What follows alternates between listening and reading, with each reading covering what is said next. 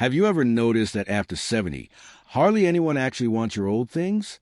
For many older adults, this is a thought that lingers in the back of the consciousness, yet it is frequently avoided because the reality can be difficult to acknowledge. The fact is, once you cross this significant age threshold, the majority of people in your life cease to be interested in the accumulations of items you have gathered throughout your lifetime. This may sound severe, yet confronting it directly can transform your approach to your later years. In this video, we will explore 5 difficult truths regarding decluttering for seniors that are rarely discussed. These realities might be painful initially, but they will empower you to release unnecessary burdens, both tangible and psychological. By the conclusion, you will grasp not only why your possessions diminish in significance to others, but also how to welcome liberation and mental clarity by retaining only what is genuinely important. Please keep watching until the end, as the insights you will gain have potential to fundamentally alter your perspective on your connection to your belongings. These teachings extend beyond merely eliminating clutter. They are about taking back your mental serenity and making room for the life you desire to lead in the present. Now, let's begin. Number 1, your family does not want the bulk of your items. One of the most challenging realities to accept after 70 is the understanding that the relatives you hold dear likely have no desire for most of what you own. For many years, you might have preserved heirlooms, furniture, or collections under the impression that your children or grandchildren would eventually value them as deeply as you do. However, the truth is that ways of living have evolved. Younger generations typically reside in more compact homes, relocate more often, and favor more minimalist environments. An object that signified pride and heritage to you can easily be perceived as an obligation by them. This is not to say your items are without significance. It indicates that their meaning is intensely individual. For example, the substantial oak dining table you acquired in your 40s could evoke memories of numerous family meals for you, but for your children, it might be an impractical piece too bulky for their residence. Your shelves displaying porcelain figures may represent a lifetime of a pleasurable hobby. To them, however, they may appear as objects that need regular cleaning. The sentimental importance you assign to these belongings is valid, but it is your personal narrative, not theirs. Psychologically, this truth is connected to how identity evolves between generations. Older adults frequently perceive possessions as a continuation of their heritage, whereas younger individuals, influenced by distinct cultural norms, value experiences more highly than objects. This divergence in generations can lead to letdown if we anticipate that they will regard our items with the same esteem. Accepting this distinction can liberate you from bitterness and enable you to hand down only what possesses shared significance, such as a photo album packed with family memories, instead of a full cupboard of dinnerware. An illustrative case is Robbins, age 78, who had preserved his complete collection of hardback books for his daughter. When she confessed that she favored digital books and could not accept them, he was initially deeply disappointed. However, when he selected one shelf of the most meaningful books and inscribed short personal notes inside the covers, she was happy to keep those. The remainder he gave to a neighborhood library, which provided him solace with the knowledge that others would appreciate them. His experience demonstrates that value is maintained not through quantity, but through deliberate purpose. If you internalize this truth, you will discover a less burdensome path. Rather than presuming every object must be inherited, you can concentrate on thoughtfully selecting a handful of keepsakes that convey your history. This method permits your family to honor your legacy without being overwhelmed by the entirety of your possessions. And in exchange, it offers you tranquility, knowing you are bequeathing them significance, not a load. Number 2, the majority of belongings depreciate in financial worth. Another stark truth concerning decluttering after 70 is that most of what you own has considerably less monetary value than you assume. Over the decades, many seniors retain furniture, collections, or domestic goods with the idea that they could possess substantial resale worth. Yet, when the moment arrives to sell or bequeath them, the difficult fact is that the current market does not appraise them with the same esteem. Consider furniture as an illustration. That sturdy, solid-wood bedroom suite you bought in your 50s once denoted craftsmanship and prestige. Nowadays, younger consumers prefer sleek, contemporary designs that suit compact living spaces or minimalist decor. Antique stores are overflowing with comparable items, and interest is minimal. What you regard as a classic asset is often considered by others as old-fashioned and unfunctional. The same principle applies to fine china, silverware, or crystal. These items, once prized emblems of sophistication, seldom align with contemporary living, where informal meals and practicality dominate. The psychological basis of this truth is linked to changing cultural values. Seniors often associate worth with longevity and custom, while younger individuals concentrate on adaptability and life experiences. They are more reluctant to invest in objects they view as cumbersome, demanding upkeep, or unfashionable. This generational gap renders many cherished possessions nearly impossible to sell. Reflect on the account of Linda, who is 81 and spent years accumulating ornamental plates. She believed her children, or perhaps collectors, would value them. However, when she attempted to sell them, she discovered the plates would only sell for a few dollars each at estate sales. Rather than holding on to her disappointment, she decided to present one plate to every grandchild, accompanied by a brief written story about its personal significance to her. Instantly, objects with minimal financial worth were converted into sentimental treasures. This reality shows us that the worth of your possessions is not calculated in currency, but in significance. When you let go of the hope for a financial gain, you liberate yourself from the pain of letdown. Instead of pursuing a monetary reward, you can concentrate on converting common items into carriers of memory, selecting only the small number that most authentically narrate your personal history. If you are still viewing this video and discovering these perspectives to be useful, please type the number 2 in the comment section below to indicate your presence. And if you have not subscribed to the channel yet, I suggest you subscribe and activate the notification bell so you will not miss any of our videos.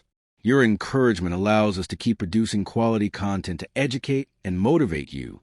Now, let us continue. Number 3, clutter generates stress, not solace.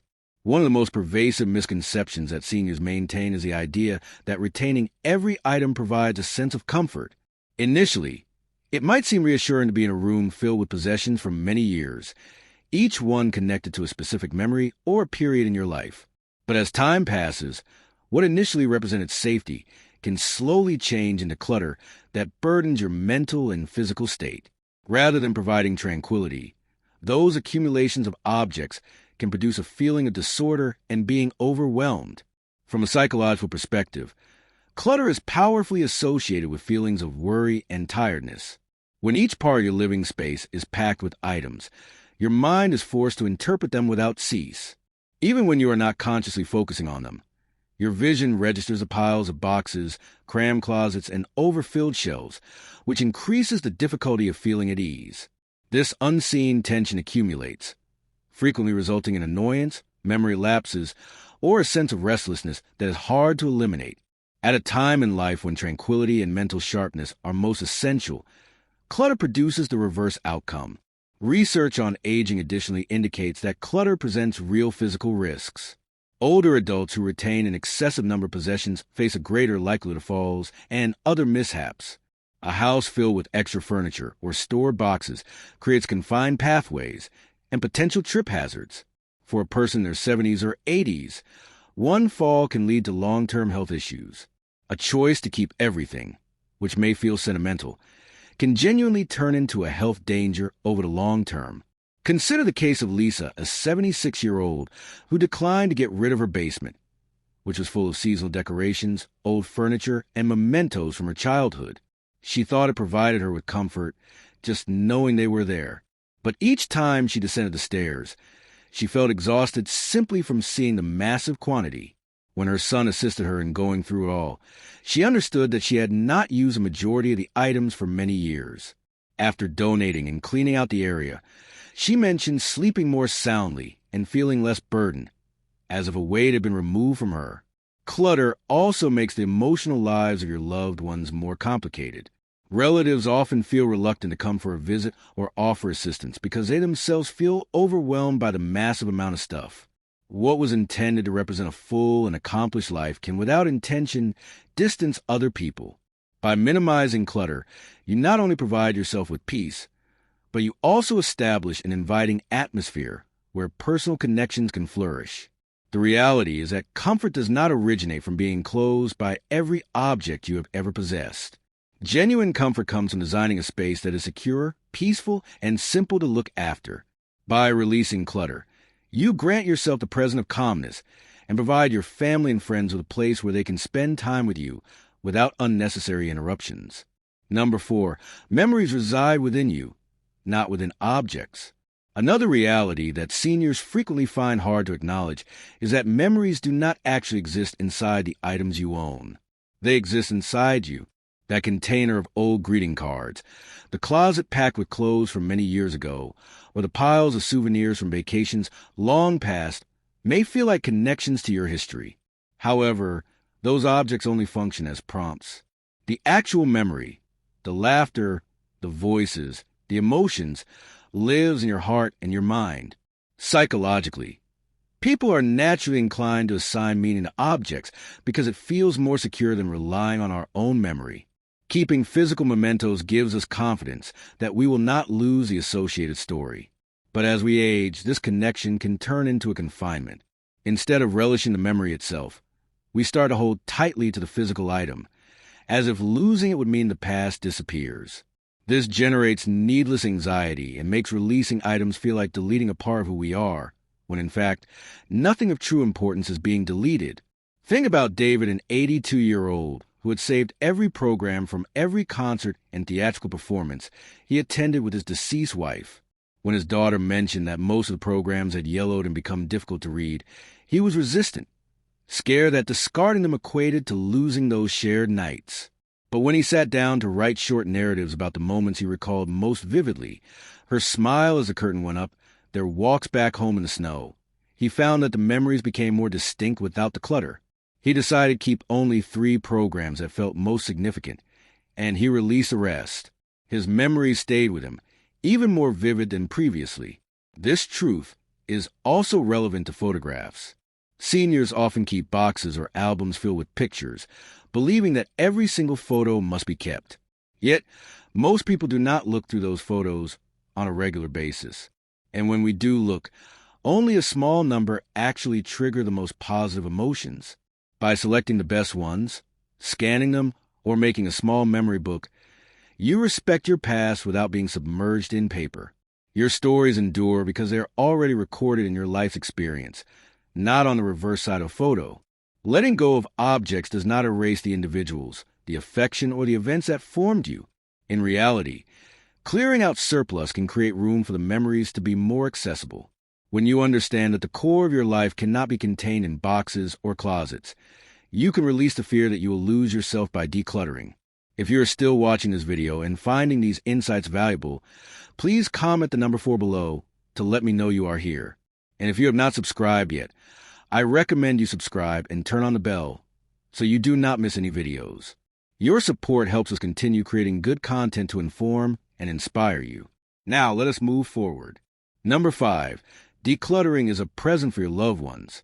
The last truth might be the most challenging to accept, but it is also the most freeing. When you decide to declutter while you are still well and capable, you're giving a deeply meaningful gift to the people you love the most. All too often, families are left with the difficult responsibility of sifting through a lifetime of possessions after a parent or grandparent has died. What should be a period for remembering and honoring a life instead becomes a time of weariness, guilt, and even disagreement. When you assume the responsibility of decluttering, you shield your loved ones from that heavy load. You provide them with the opportunity to grieve and to commemorate your life without being overwhelmed by countless boxes and difficult choices. This is not merely about being considerate. It is about maintaining family unity and ensuring your legacy is remembered through people rather than through possessions.